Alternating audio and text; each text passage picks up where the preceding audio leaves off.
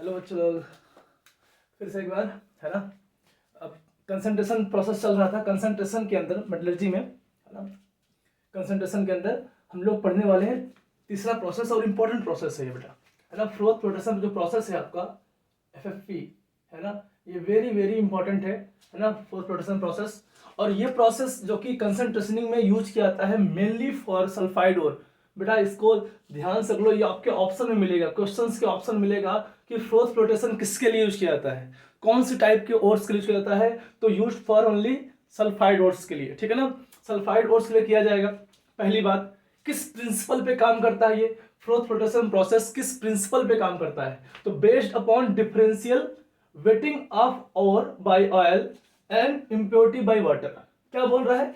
Differential मतलब different, different property है wetting होने की। वेटिंग का मतलब है अटैच होने की, अटैच होने की डिफरेंट प्रॉपर्टी और की ऑयल से, और की ऑयल से अटैच होने की डिफरेंट प्रॉपर्टी है, और इम्प्योरिटी किससे अटैच होने की है? वाटर की।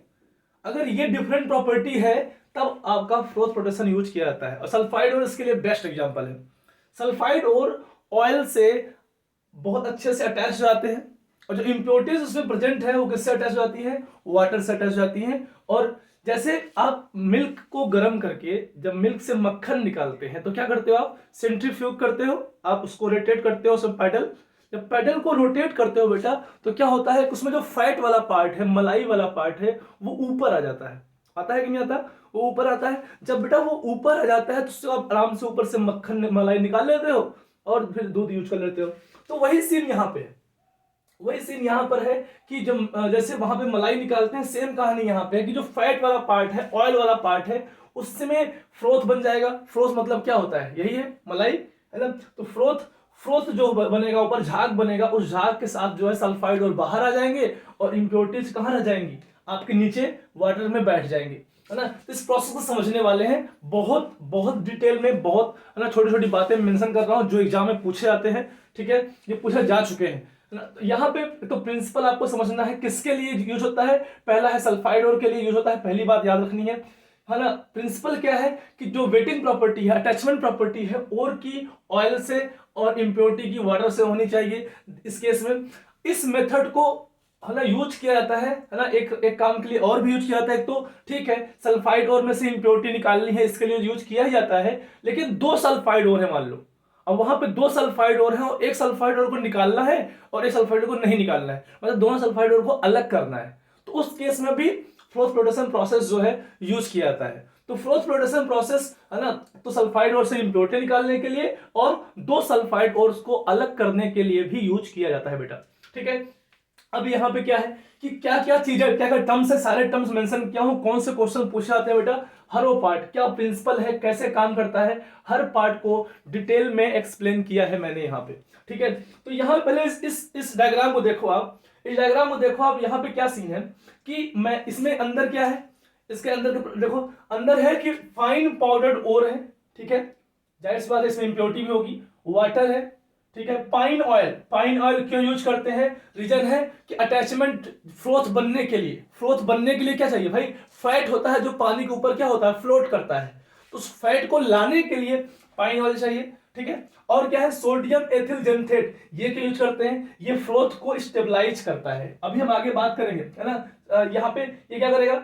स्टेबलाइज नहीं, इसको क्या करेगा? ये कलेक्ट करता है, फ्रोथ को कलेक्ट करता है, जो उसमें से ओर्स है ना, ओर्स को कलेक्ट करता है। तो ये कलेक्टर की तरह काम करेगा, ठीक है। तो यहाँ पर जो है हम ये सारे पार्ट जो है इसमें मिला देंगे। मिलाने के बाद क्या होगा कि अब ये जो पैडल है, जैसे वहां मैंने क्या कहा था कि मिल्क से मक्खन निकालने के लिए क्या करते हो? पैडल घुमाते हो। तो वैसे पैडल यहाँ पे क्या करेंगे? यहाँ पे जो पैडल घुमाएंगे बहुत तेजी से, तो क्या होगा, जो पाइन ऑयल के साथ और सोडियम एथिल जिंथेट के साथ जो ये फ्रोथ बना रहा है, जो सल्फाइड ओर होगा, तो सल्फाइड ओर होगा वो तो ऊपर आ जाएगा। Sulphide ore plus froth, sulphide ore plus froth कहां जाएगा? ऊपर फ्लोट करेगा। सल्फाइड ओर प्लस फ्रोथ ऊपर फ्लोट करेगा, और यहां से क्या कर देंगे हम? बगल साइड से बाहर निकाल लेंगे और उसको ड्राई कर देंगे, और ड्राई करके हम लोग उसको नेक्स्ट स्टेप के लिए भेज देंगे। लेकिन और जो इंप्योरिटीज होंगी, जो इंप्योरिटीज होंगी वो क्या करेंगी? वो यहाँ पे वाटर के साथ, क्योंकि वाटर से अटैच हो रही है इंप्योरिटीज, वो क्या होंगी? नीचे बैठ जाएंगी, ठीक है। तो आखिर इसमें जो प्रोसेस है ये प्रोसेस समझ में आया। प्रोसेस समझना इंपॉर्टेंट है, क्यों कर रहे हैं, क्या मिला रहे हैं, है ना। हर चीज का एक मतलब है कि फाइन पाउडर और में पाइन ऑयल क्यों मिला है, तो पाइन ऑयल क्या होता है, फ्रोथ बनाने में काम करता है। पाइन ऑयल के साथ साथ जो है हम लोग क्रिसॉल या एनिलीन भी ऐड कर देते हैं, तो वो क्या करता है, फ्रोथ को लॉन्ग टाइम के लिए स्टेबलाइज करता है कि भाई फ्रोथ मेंटेन रहे ना। पता लगा फ्रोथ बना और गायब हो गया, किस काम का, झाग बने और गायब हो जाए तो आप कैसे निकाल पाओगे। तो फ्रोथ काफी देर के लिए, लॉन्ग टाइम के लिए बना रहे, इसके लिए भी स्टेबलाइजर यूज किया जाता है। फिर आता है कलेक्टर्स। तो कलेक्टर्स क्या करते हैं, कलेक्टर्स सल्फाइड और को कलेक्ट करते हैं। क्या प्रोसेस है, क्या प्रिंसिपल है, पूरा अच्छे से एक्सप्लेन करूंगा। यहां देखो इसमें लिखा है फ्रोथर। फ्रोथर क्या है, फ्लोटिंग या फ्रोथिंग एजेंट। ये क्या है, जो फ्रोथ बनाने में हेल्प कर रहे हैं, है ना। जैसे pine oil generate the froth, froth बनाने में हेल्प करते हैं। Pine oil, fatty acid, crude coal tar हो गया, है ना। तो ऐसे बहुत सारे एग्जांपल है, ठीक है। अब इसके बाद क्या है, फ्रोथ स्टेबलाइजर। अब फ्रोथ बनने के बाद फ्रोथ मेंटेन रहे, क्योंकि फ्रोथ बनने के बाद अगर झाग बन रहा है, फ्रोथ बन रहा है और झाग क्या हो जाए, गायब हो जाए, तो किस काम का फ्रोथ है कि नहीं, पूरी मेहनत बेकार हो जाएगी। तो बेटा यहां पे सीन ये है कि फ्रोथ स्टेबलाइजर में क्या है कि जो फ्रोथ को लॉन्ग टाइम तक के लिए क्या करे, स्टेबल रखे। लॉन्ग टाइम के लिए स्टेबल होगा तो क्या होगा, हम लोग सारे फ्रोथ को बाहर निकाल लेंगे ना, ऊपर से निकाल से आप मलाई निकालते हो वैसे ही पूरे फ्रोथ को यहां से बाहर निकाल के ड्राई कर देंगे। इसमें से क्या होगा, सल्फाइड और मिल जाएगा हमें, ठीक है। अब यहां पे देखो, अब यहां पे देखो कि अगला पार्ट, इसमें एग्जांपल, इसमें एग्जांपल बहुत इंपॉर्टेंट होता है बेटा। जो एग्जांपल यहां पे लिखे गए हैं, एग्जांपल बहुत इंपॉर्टेंट है, और कई बार यही एग्जांपल्स जो एनसीईआरटी के हैं, यही एग्जांपल्स आपके क्वेश्चन बन जाते हैं, ठीक है। अब इसमें एक पार्ट है कलेक्टर, बहुत इंपॉर्टेंट पार्ट है कलेक्टर, है ना। कलेक्टर क्या है, कलेक्टर जो लिखा है सोडियम एथिल जिंथेट या पोटेशियम एथिल जिंथेट, सोडियम पोटेशियम का ये पार्ट है। तो आप ये जो है यूज कर सकते हो, या सोडियम लॉरेल सल्फेट ये यूज कर सकते हो। आखिर कैसे कैसे काम करता है कलेक्टर जो होता है, ये क्या करता क्या है, attach with the polar part of ores. भाई सल्फाइड ओर्स है, पोलर पार्ट है, तो जो पोलर वाला पार्ट है, इसके दो पार्ट होते हैं, है ना।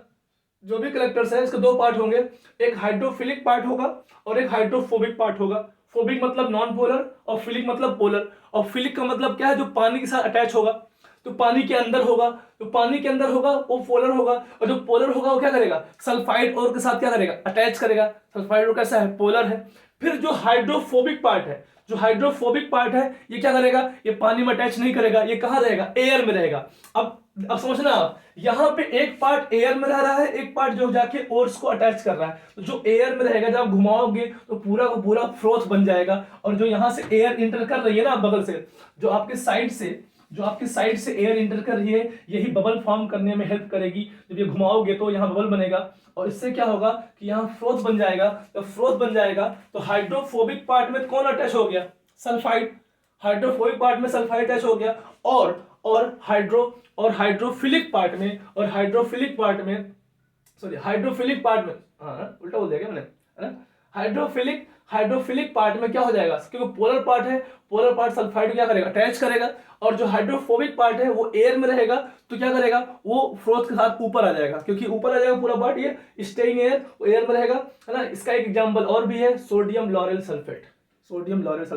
तो इस बेसिस पे, इस पूरे प्रिंसिपल पे ये इसका वर्किंग है। जब आप बहुत तेजी से पैडल को घुमाओगे तो इसमें से क्या होगा, फ्रोथ बनेगा, और फ्रोथ सल्फाइड और को ऊपर लेके चला जाएगा, ठीक है। सल्फाइड और प्लस फ्रोथ कहां चले जाएंगे, ऊपर चले जाएंगे, और साथ में यहाँ पे जो इंप्योरिटीज होंगी वो कहां होंगी, नीचे बैठ जाएंगी। हम फ्रोथ को क्या करेंगे, कलेक्ट कर लेंगे, ऊपर से निकाल लेंगे। बोलो ये प्रोसेस समझ में आया, ये प्रोसेस समझ में आया। अब सीन ये है बेटा, इंपॉर्टेंट है, मैं पहले बोला इंपॉर्टेंट है। इसमें जो टर्म्स मैं लिखा हूं ये सारे टर्म्स इंपॉर्टेंट है, मैं बहुत शॉर्ट फॉर्म में आपको चीजें बता रहा हूं, और ये सारे इंपॉर्टेंट है जेईई मेंस और नीट के लिए। डायरेक्टली क्वेश्चंस आपको मिलेंगे यहां से, ठीक है। अब इसमें एक चीज और है कि मैंने जो है आपको बताया था कि ये also use for separate to sulphide ore, है ना। इस प्रोसेस को देखो आप, है ना, दो सल्फाइड ओर को अलग करने में भी इसका काम होता है। कैसे करते हैं, अब मान लो अब इंप्योरिटी नहीं है, इंप्योरिटी को छोड़ो, आप दो सल्फाइड ओर्स हैं, दो सल्फाइड ओर्स को अलग करना है, तो जाहिर सी बात है कि एक सल्फाइड ओर ऊपर आ जाए और एक सल्फाइड ओर कहां रह जाए, नीचे रह जाए। बेस्ट तरीका तो यही है भाई, एक सल्फाइड ओर ऊपर आ जाए, एक सल्फाइड ओर कहां रह जाए, नीचे रह जाए। तो इसके लिए हम यूज करते हैं एक्टिवेटर्स और डिप्रेसेंट, है ना। कोई भी एक यूज कर लो, एक्टिवेटर्स या डिप्रेसेंट। भाई सीधी सी बात है कि जो एक्टिवेटर्स होंगे वो क्या करेंगे, वो फ्लोटिंग टेंडेंसी को बढ़ा रहे हैं, इंक्रीज कर रहे हैं। तो जो दो सल्फाइड है उसमें से किसी एक सल्फाइड की फ्लोटिंग टेंडेंसी क्या हो जाएगी, बढ़ जाएगी। जैसे मान लो जिंक का है, जिंक के साथ जो है पीबी है, तो जिंक वाला जो सल्फाइड है उसमें CuSO4 मिला दिया, तो CuSO4 ने क्या किया, यहाँ पे CuS का एक लेयर बनाया, है ना, CuS का एक लेयर बनाया और जो कि ZnS के ऊपर जाके अटैच हो गया। CuS का एक लेयर बना इसके ऊपर जो ZnS के ऊपर जाके अटैच हो गया, तो ZnS के ऊपर जाके अटैच हो गया CuS, तो उससे क्या हो गई, उसकी फ्लोटिंग टेंडेंसी क्या हो गई, बढ़ गई। सरफेस एरिया बढ़ा, है ना, साइज बढ़ा, फ्लोटिंग टेंडेंसी क्या हो गई, बढ़ गई। तो फ्लोटिंग टेंडेंसी इसकी बढ़ गई, है ना, तो इससे क्या होगा, ZnS ऊपर आ जाएगा, ZnS ऊपर आ जाएगा, जाहिर सी बात है। तो एक्टिवेटर से करता है जो फ्लोटिंग टेंडेंसी को एक्टिवेट करता है, बढ़ाता है। एग्जांपल क्या है, CuSO4 कहां यूज किया जाता है, ZnS में। ये एनसीईआरटी में नहीं है लेकिन आपको आना चाहिए। डिप्रेसेंट, ये वेरी इंपॉर्टेंट, ये बहुत इंपॉर्टेंट है, 2 बार तो क्वेश्चन पूछ चुका है इससे, रिपीट क्वेश्चन है इसके ऊपर। डिप्रेसेंट, है ना भाई, ये तो एक्टिवेटर यूज कर लो, वो किसी एक को एक्टिवेट कर देगा, जो इसको एक्टिवेट कर दिया वो कहां जाएगा, ऊपर आ जाएगा। या बेटा आप डिप्रेसेंट यूज कर लो। डिप्रेसेंट क्या करता है, ये फ्लोटिंग टेंडेंसी को सप्रेस करता है। सप्रेस मतलब उसको कम कर देता है, दबा देता है, बैठा देता है, बोला बैठ नीचे, है ना। जैसे मान लो 2 है, अब दोनों सल्फाइड है, दोनों फ्लोथ में ऊपर आना चाहते हैं, क्या करोगे, एक को बैठा दोगे मार्केट, बैठ बैठ नीचे बैठ, है कि नहीं। एक को क्या कर दिया, बैठा दिया, डिप्रेस कर दिया, सप्रेस कर दिया। तो सप्रेस कर दिया, उसको बैठा दिया डांट कर कि बैठ जा नीचे चुपचाप। तो उसके लिए ऑब्वियस है कोई एजेंट लगाना पड़ेगा, कोई एजेंट लगाना पड़ेगा। तो एजेंट जो यहाँ लगाते हैं वो लगाते हैं NaCN या KCN। NaCN KCN जो है ये क्या है, ये इस टेंडेंसी को बढ़ा रहा है ना। देख रहे हो आप यहाँ पे NaCN और KCN। NaCN और KCN जो है वो ZnS के लिए यूज किया जाता है। ये ZnS के लिए डिप्रेशन की तरह काम करता है। जैसे एग्जांपल लो, मैं आपको एग्जांपल कराऊं इसके, और ये एग्जांपल बहुत इंपॉर्टेंट है। जैसे PbS है और ZnS है, ठीक है, PbS है और ZnS है। अब 2 सल्फाइड ओर्स है, दोनों को अलग करना है। जब दोनों को तुम अलग करोगे, इसमें तुमने क्या मिला दिया, डिप्रेशन मिला दिया। जैसे मैंने इसमें डिप्रेशन मिलाया, है ना, जैसे मान लो मैंने यहाँ पे NaCN या KCN मिला दिया, अगर मैं NaCN KCN मिला दूं तो ये भाई साहब जो है ये इससे रिएक्शन नहीं करेंगे। PbS NaCN से कोई रिएक्शन नहीं करेगा, कोई रिएक्शन नहीं करेगा। लेकिन जो ZnS है वो रिएक्शन कर जाएगा। और अगर ZnS रिएक्शन कर गया, है ना, और ये क्या बना देगा, और ये बना देगा ZnCN4 का होल ट्वाइस, ये कॉम्प्लेक्स फॉर्मेशन कर देगा। जब ये कॉम्प्लेक्स फॉर्मेशन कर देगा, अब इस कॉम्प्लेक्स फॉर्मेशन से क्या हो गया, ये, है ना, क्या हो गया, भारी हो गया और नीचे बैठ गया, है ना, क्या ना, डांट के बैठा दिया नीचे, बैठ नीचे, है ना। तो इसको क्या कर दिया, नीचे बैठा दिया। और ये कहाँ रह गया, ये रिएक्शन नहीं किया, ये कहाँ रह गया, ऊपर रह गया। तो ये चला गया फ्रोथ में, ये बैठ गया नीचे, अलग हो गए। बोलो, तो ये प्रोसेस, है ना, 2 सल्फाइड ओर को अलग करने में भी यूज किया जाता है। चाहे एक्टिवेटर से यूज कर लो, चाहे फ्लोटिंग टेंडेंसी को एक्टिवेट कर दो किसी एक की, चाहे डिप्रेसेंट यूज कर लो, किसी एक को जबरदस्ती बैठा दो, ठीक है। और ये एग्जांपल बहुत इंपॉर्टेंट है, इस एग्जांपल को आप याद रखना है ना। 1-2 बार क्वेश्चन पूछ चुका है JEE मेंस में भी और नीट में भी, तो ये क्वेश्चन रिपीट भी होते हैं क्योंकि एनसीईआरटी ही आपका सिलेबस है, तो उसको रिपीट भी करता है। तो आप बेटा आज को अच्छे से तैयार करना है, ठीक है। ये बताओ कि ये इस पार्ट में अगर कोई डाउट है, कोई पार्ट है, तो आप कमेंट कर सकते हो कि आपको लगता है कोई पार्ट समझ में नहीं आया, तो मैं उसको किसी वीडियो में जो है अगले वीडियो में उसको मैं एक्सप्लेन कर दूंगा आपको, ठीक है। जो भी बच्चे देख रहे हो, इंडिया के किसी कोने में बच्चे आप बैठे हो, है ना, आप इसको अगर देख रहे हो तो आप प्लीज जो है कमेंट करिए। कोई पार्ट अगर आपको समझ में नहीं आता है, कैसे काम कर रहा है, क्या है ना, आप उस पर उसमें कमेंट कर सकते हो। जैसे मैंने कमेंट रीड किया, मैं आपको उसको इसकी वीडियो बनाकर, है ना, एक वीडियो बनाकर उसमें क्या करूंगा, उसमें जो है मैं उसको एक्सप्लेन करूंगा उस पार्ट को। बस आपका एग्जाम अच्छा होना चाहिए, आपका एग्जाम बहुत अच्छा होना चाहिए, आपकी लाइफ बननी चाहिए, है ना। ऑब्वियस बात है ना, आप अच्छे डॉक्टर और अच्छे इंजीनियर बने और अपने लाइफ को जो है बहुत आगे लेके जाएं और मोटिवेटेड रहें इस टाइम पे, है ना, क्योंकि एग्जाम बहुत नजदीक है, तो मोटिवेटेड रहें, ठीक है बेटा। चलो फिर मिलते हैं नेक्स्ट वीडियो में। नेक्स्ट वीडियो में जो है हम लोग क्या करेंगे, नेक्स्ट वीडियो में हम लोग लीचिंग प्रोसेस पढ़ेंगे। कंसंट्रेशन का एक इंपॉर्टेंट प्रोसेस है लीचिंग, वेरी इंपॉर्टेंट, है ना, क्योंकि वो Ag और Au के लिए, गोल्ड और सिल्वर के डायरेक्टली वो एक्सट्रैक्शन है, जो लीचिंग ही एक्सट्रैक्शन है, ठीक है।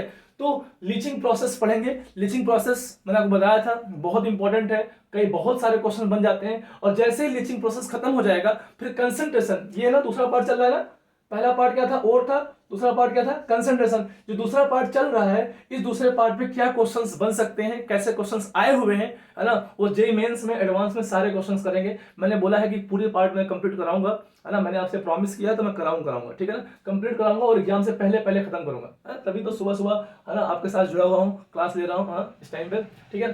ठीक है, आप लोग अच्छे से मेहनत करिए बेटा, है ना। मिलते हैं अगली क्लास में लीचिंग के साथ। जो लीचिंग जो है इसका आखिरी पार्ट है कंसंट्रेशनिंग का, वो केमिकल मेथड है कि उसको अच्छे से करेंगे पूरे लेक्चर में। उसके बाद हम लोग क्वेश्चंस करेंगे कंसंट्रेशनिंग ऑफ फोर्स पे, ठीक है बेटा। Bye bye.